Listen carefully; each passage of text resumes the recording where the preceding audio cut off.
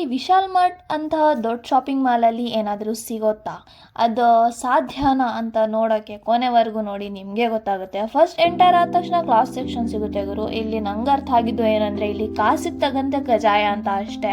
Then ಈ glass ನಂಗೆ ತುಂಬ ಇಷ್ಟ ಆಯಿತು. ಅದು ನೋಡಿ ನಾನು ಮುಂದೆ ಹೋದಾಗ ಬ್ಯಾಗ್ಸ್ ಕಲೆಕ್ಷನ್ ನೋಡ್ತಾ ಇದ್ದು ನನ್ನ friend. Then some toys ನೋಡಿದ್ಲು.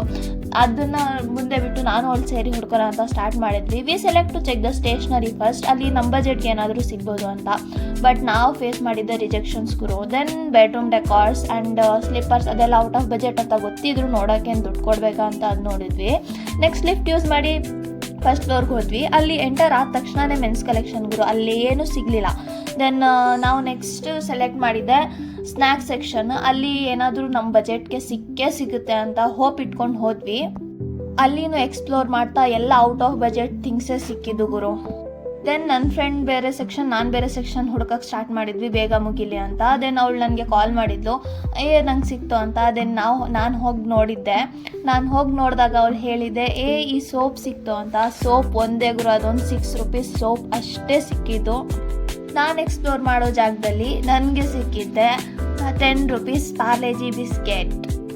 So ನಾವು ಈ ಚಾಲೆಂಜ್ನ ಮುಗಿಸಿದ್ವಿ. ನಾನು ಏನು ಹೇಳೋಕ್ಕೆ ಇಷ್ಟಪಡ್ತೀನಿ ಅಂದರೆ, ವಿಶಾಲ್ ಮಾರ್ಟ್ ವಲ್ಲೆ ಹರಾಮ್ ಕೆ ಚೀಜಂ ಬೇಚ್ರಿ ಅಂತ ಹೇಳ್ತಾ ಈ ಚಾಲೆಂಜ್ನ ಇಲ್ಲಿಗೆ ಮುಗಿಸ್ತಾ ಇದ್ದೀನಿ. Follow for more content like this. Bye.